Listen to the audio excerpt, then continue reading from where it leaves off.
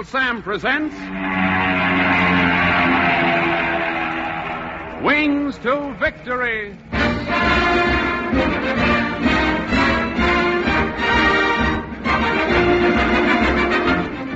Attention, Mr. and Mrs. Tom Jones, USA.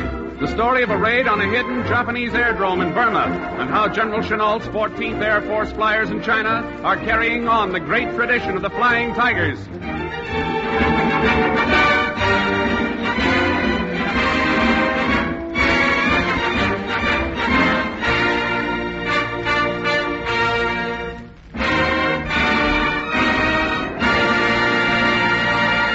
From the West Coast, ladies and gentlemen, the Army Air Forces present Wings to Victory, the dramatization of American heroism based on combat reports from the fighting fronts. For obvious reasons, the names of characters in these true stories are fictitious.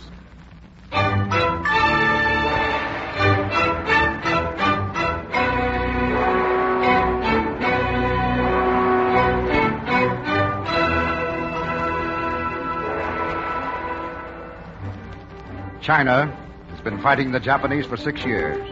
Until 1940, she fought them alone. Then the American volunteer group, the AVGs, the Flying Tigers, arrived in the Chinese skies.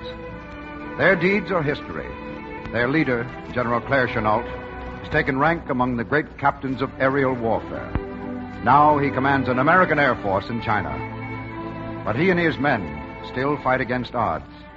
It is a holding action until North Africa is won, and a path is cut across Burma.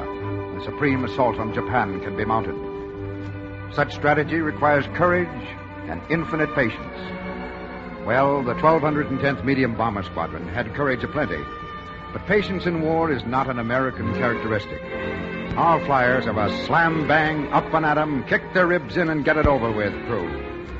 All of which brings us to a tent at a Chinese airdrome near the Burma border. Lieutenants Wally Jeffers and Bruce Danforth are entertaining Lieutenant Li Chung of the China Air Forces at afternoon tea. Nobody here but us chickens. Nobody here but us chickens. A funny story. A very funny story. I will memorize it and tell my general. Have you another one, Wally? Oh, sure, now. Let me think. Lieutenant Li Chung is kidding you, pal. He heard that old wheeze years ago. Did you, Lee? I heard about the chickens before. No, has it been told? Thousands of times. It's got whiskers. But in America, Bruce, not in China. Yes, Wally is right. The Generalissimo may have heard it from Madame Chung, but my general has not heard it. He will roar with laughter.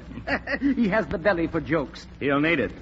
Have some cake, Wally. It's only 3 months old. What a pal. He turns the plate so I'll have to reach for the big hunt. Sit down and let Lieutenant Chung tell one. Sure, go ahead, Lee. Get even. I'm afraid you Americans have heard all the jokes in the world.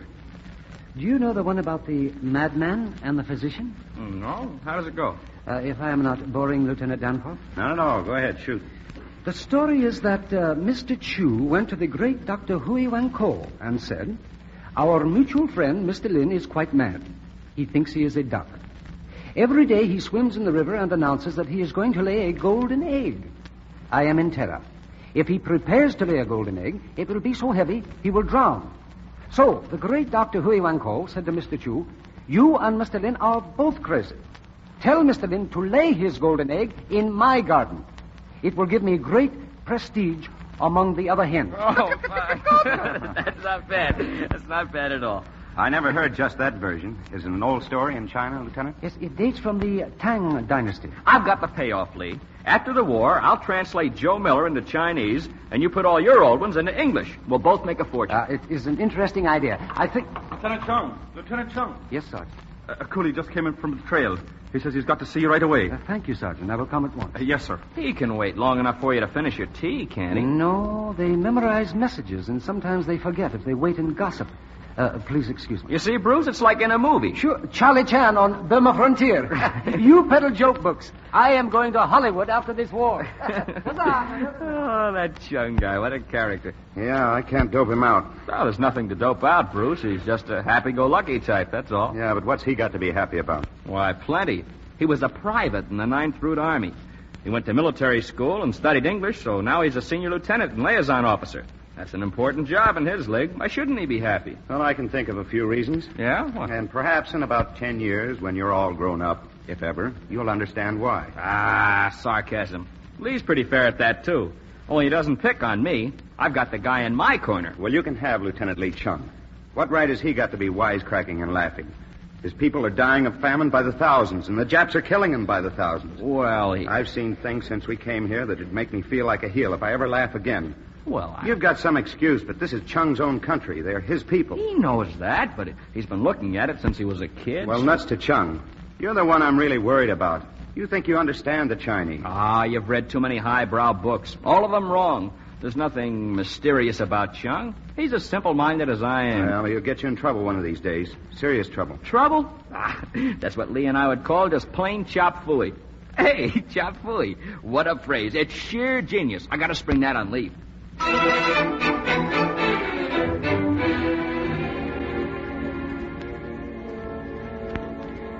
Later that afternoon, Lieutenant Bruce Danforth had his worst forebodings verified. He was playing gin rummy with another pilot of the 1210th Squadron in the operations hut. A nice little jack of spades, and I'm out. Pay me, Willie. 32 cents. Now, that really ruins me. Never play cards with a professor. My mama done told me. Let's make it double or nothing this time. Laundry, laundry, collars chewed, buttons smashed, socks lost while you wait. Oh, get that guy out of here, Wally. Hey, where'd you find him? He could stand a little laundry. Yeah, a gag's a gag, but this one really smells. Silence! Hey, cut! This is Prince Cottam Gizzard Wow Wow of the Burmese aristocracy. Prince, do your stuff. My lovely fellow, washy, very good. I belong washing machine. He go wish, scree. Shirt rip, washing machine, he no care. Lee Chung, it's Lee Chung. Hey, what's the idea of the coolie costume and all that dirt, Lee? I never... A military secret.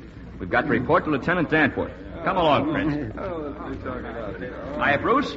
Meet Prince Wow Wow. He wants to powwow. I'm doubled up with laughter. Ha ha. Wally makes a joke of everything. This is not actually of a humorous nature. I think it best we step outside, if you please. Okay.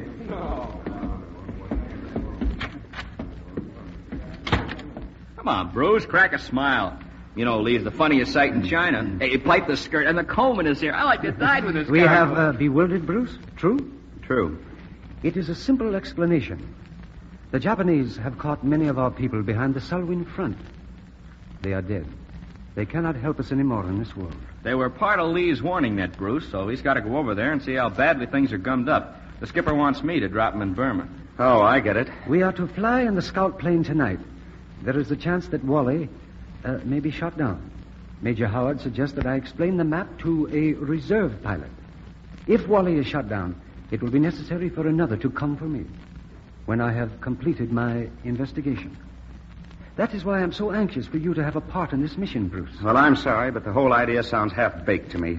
Half-baked? There, Bruce, for Pete's sake. Well, if Lee wants to snoop around in Jap country, that's his own funeral. But I don't see why he should drag you into this spy melodrama, or me either. I'm going to have a talk with the skipper right now. Wait, pal, you don't want to... Bruce!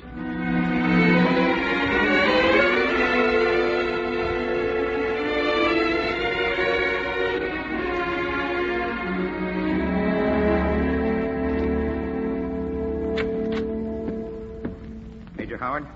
Oh, hello, Bruce. Did Wally and Chung tell you? Yes, sir, and that's why I'm here. Oh, you're looking mighty riled. What's wrong? Well, I don't get this, Skipper. Chung is a nice little guy, but he doesn't look to me like he's any mastermind. Oh, now, Bruce, what are you talking? Well, why should Wally be hooked into this Charlie Chan business? Flying a slow plane over Jap lines at night. I think that's asking for it, and for nothing. Sit down, Bruce. Yes, sir. I know how you feel. When I came out here to join the AVGs, I felt the same way.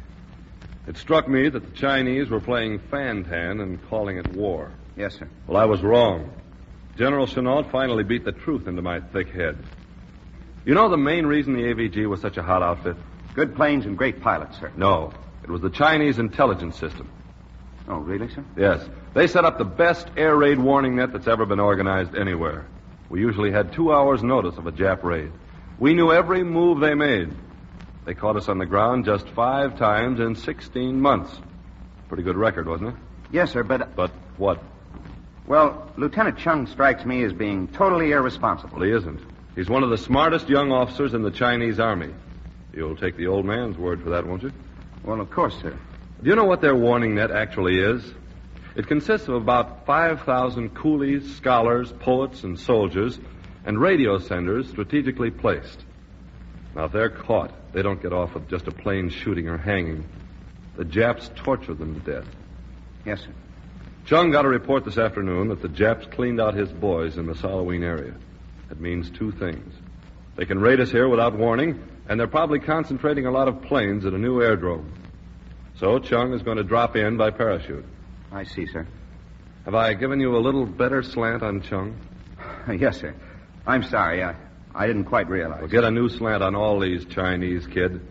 They've been sweating it out on a long, bloody road. 6,000 or 8,000 years of it. When this war is over, they'll probably put up a statue to Tojo in Peking. He got them together and made them a nation. They've found the right trail, and they're marching. Someday, China is going to be a pleasure for God Almighty to watch. Yes, sir.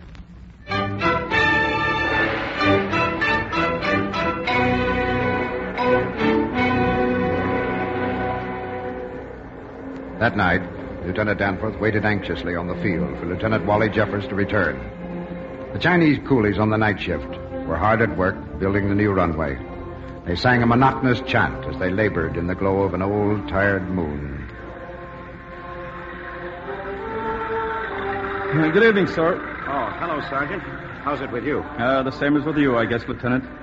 I've been listening for Mr. Wally. It ain't a job I like. Lieutenant Jeffers should be back by now. And I'll give him another half hour, sir. Oh, can't you pipe those coolies down or give them a new tune? They drive me nuts. I get so I... Listen, isn't that a plane? Yes, sir. It's Mr. Wally. The tower spotted him, and they're giving him the lights.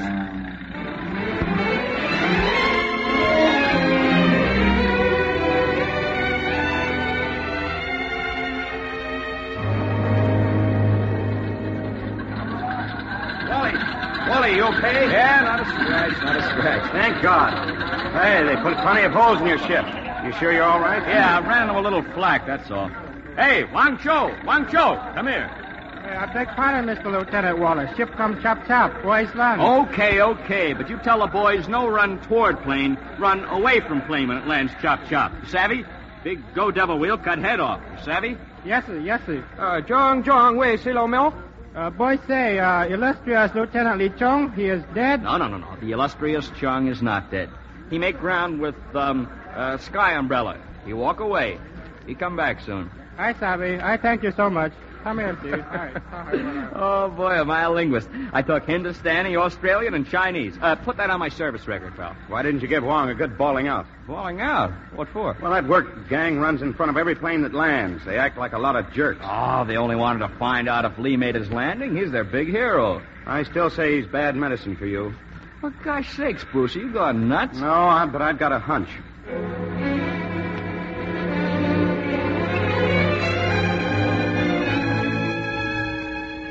Next morning, Lieutenant Danforth and Lieutenant Jeffers were eating breakfast under an oak tree near the mess tent. The coolie construction gang still toiled with picks, shovels, baskets, and scrapers. Stripped to the waist, bronzed by many suns, the workmen kept the tempo that is China. Slow, dogged, patient, tireless, unyielding. Do just one thing for me, Wally. Yeah, what? Tell your pals out there to get a new song. It doesn't have to be a new one or a good one, just a different one. Okay. I'll take it up with Lee as soon as he gets back. If, when, and as. Oh, come on. Don't be so gloomy. Break out and smile. Look at those China boys. A cup of rice and a gunny sack to sleep on, and they laugh. Murdered, tortured, burned out, and kicked around for 6 years by the Japs. And they can still go. You ought to read my letters home. I am strictly a press agent for China. I've suspected that. After this, as long as I live, I'm going to take my characters rugged. I'll be in there yelling for the guy who gets up off the floor and swings. I like the type. Call me a sucker for this bloody but unbowed stuff, but I love it. Uh-oh, Japs. Enemy planes! Take cover!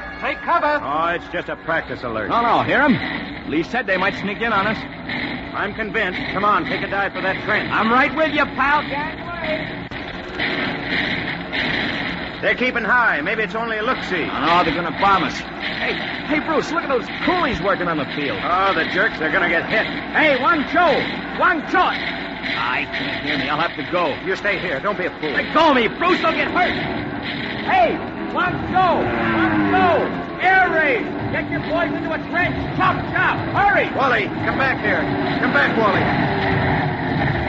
Wang Cho! Japs! Bombers! Run, all of you! Into the ditch! Get down! Wally! Wally, where are you?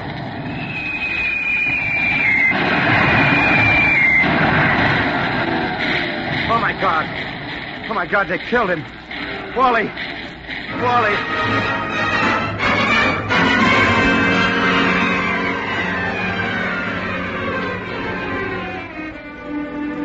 That afternoon, Major Howard, the squadron commander, sat with Lieutenant Danforth in his tent.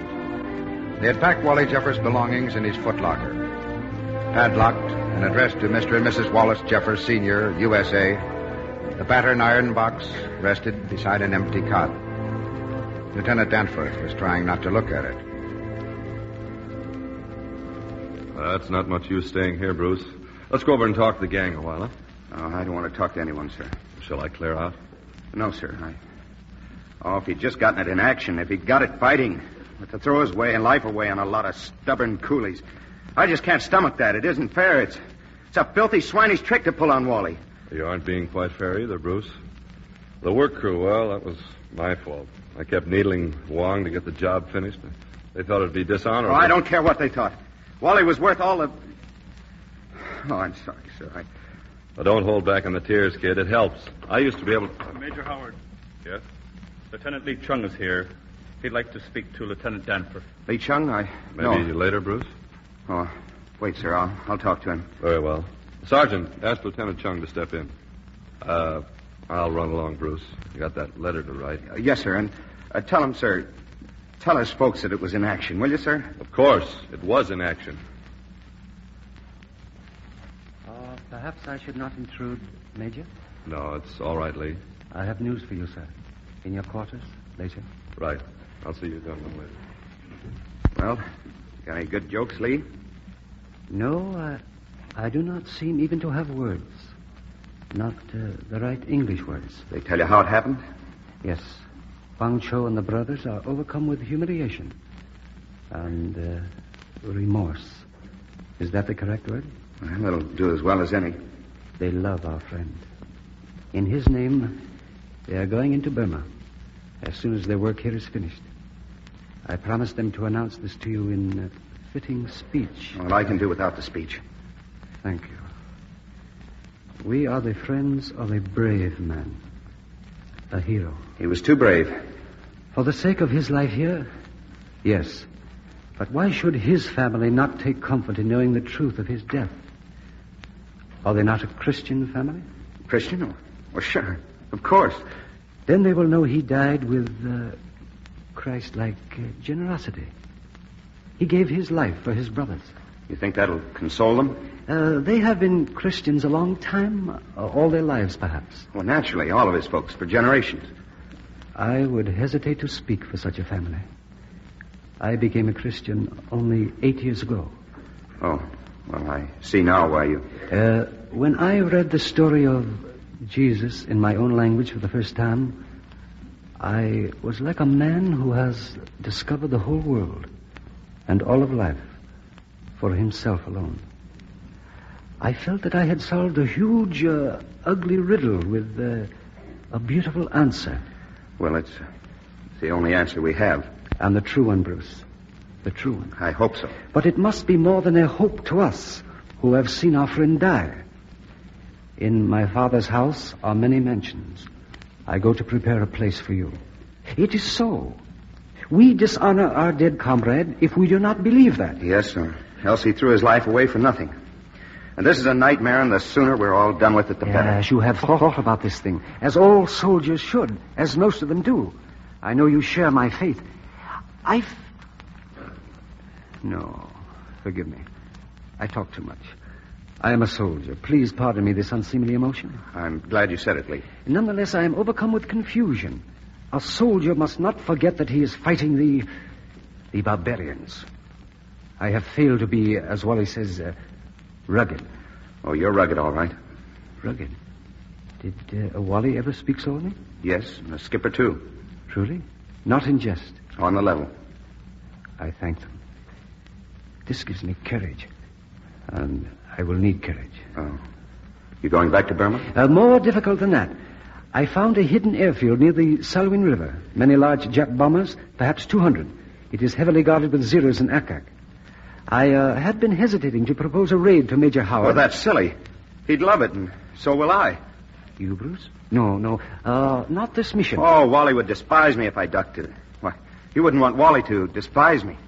No. I want him to love us both. Well, come on, then. Let's go see the skipper.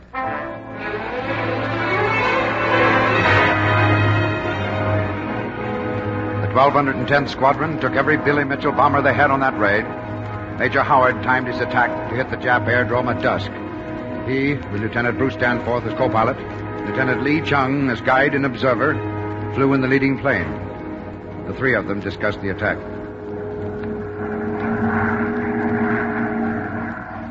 You still think we should come in from the south, Lee? Yes, sir. They never expect an attack from the south. The mountains will cover us as we circle. It's going to be too dark to see much, I'm afraid. You will be surprised, Bruce. Lee says his men will have flares at the four corners of the target.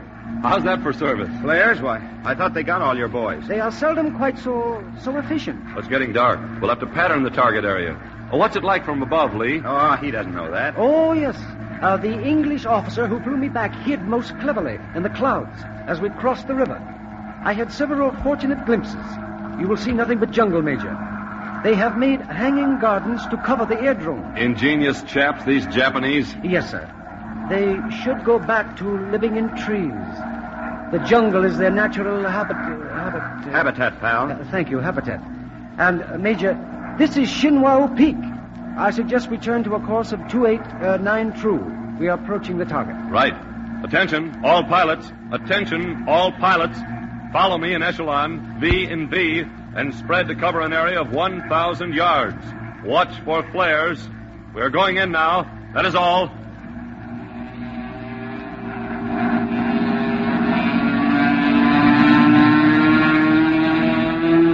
Isn't this it, Lee? Where are the flares? A little patience, Major. It is still... Now you see, 4 flares. Right on the beam. Hey, Bombardier, stand by. All ready, sir. Arms away, sir. Hey, Skipper. Zero's at 1 o'clock.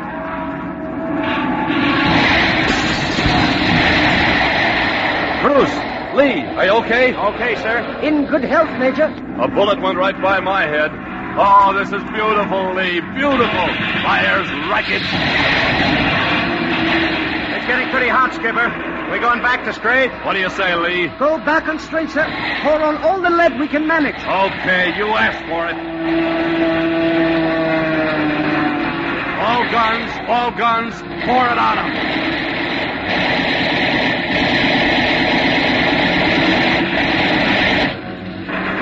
Lee. Pardon? Yes. You see anything we've missed? No, sir. I would say thoroughly efficient. Lee, what the... He's been hit. He must have got it before we turned. Lee, here, let me help you. Where is it? No, I ask your pardon. Most inconvenient at this time. Is it bad, Bruce? No, I'm trying to see, sir. I think we'd better head for home. No, do not hurry. I beg of you. Not on my account. Home she is. What's the matter, Bruce? Can't you get his jacket loosened? No, sir. His tie is stuck in the zipper. Easy, Bruce. Cut it off him. Here, you fly the plane. I'll take care of Lee. No, please, Major. I have found a few words I must say to Bruce. Now, don't talk, Lee. Just lie still while I get this jacket open. Oh, Skipper, how do you work this morphine hypo? Morphine? That bad? Yeah, they shot this little guy up pretty bad. I think he'll be more comfortable if... Lee. It's all right, Bruce. We part good friends? Oh, friends, of course. But you stay here, Lee. Stay here and fight. It'll give me a chance to square myself for all the rotten things I've said. Here, I'll fix this amp and we'll get you home. Home? My house is gone. My mother, father were killed. But Wally... Bruce. Yes, Lee. Wally has a home, a family. You must comfort them. To die is nothing. To live, when the heart breaks and one must go on drawing breath, that takes great courage. Promise me, Bruce. I'll do my best. Tell them he has a friend who loves him for his gift to China, who is proud to journey with him. Oh, he couldn't ask for a better friend than you. No man could. Well, You hear what Bruce has said? Wait, Wally. I will overtake you. That is very humorous. So, be patient. I will laugh with you soon. Lee. Wally. Lee. Did you give him the morphine, Bruce? No, sir. He didn't need it. He was a rugged little guy.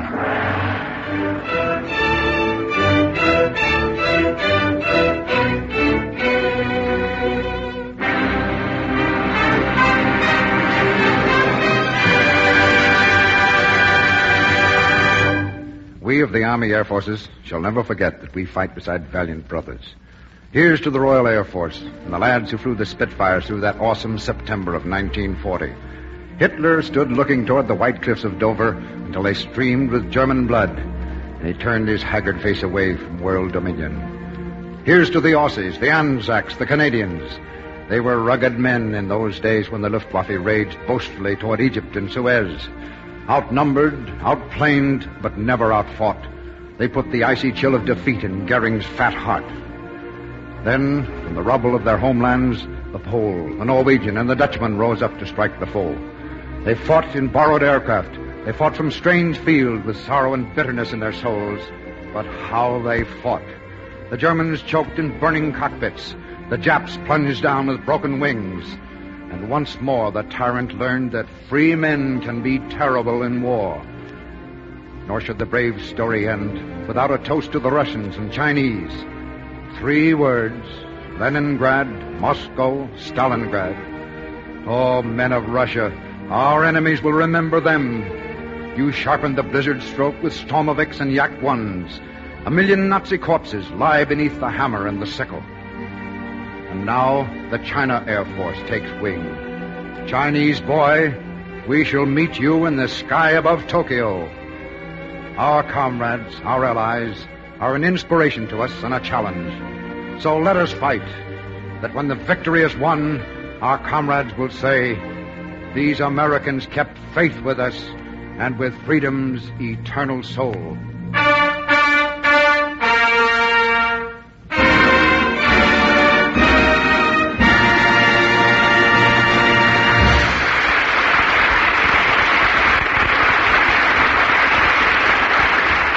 And now the Army Air Forces has an important message for the several 100,000 American youths who, between the hours of 9 and 11 tomorrow morning, will take examinations for the Army's Specialized Training Program. All candidates must be between 17 and 22. Every man who qualifies will be sent not to a troop unit, but rather to a replacement training center for his basic military training. If he makes good, he may expect to find himself at the earliest opportunity in a college unit of the Army's Specialized Training Program. There he will take the course for which he has shown the greatest aptitude. At its completion, his promotion to Officer Candidate School and his ultimate commission as an Army officer depend entirely upon the quality of his performance. Now, this is no easy program.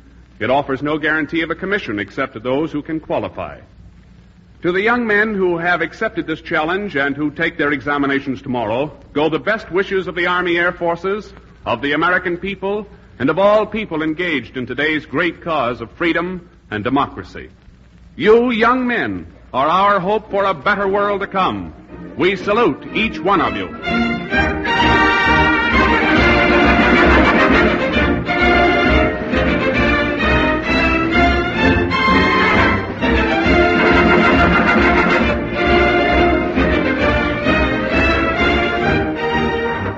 You have been listening to Wings to Victory, a presentation of the Army Air Forces. Sergeant Hal Gibney speaking. This war service program came to you from the West Coast.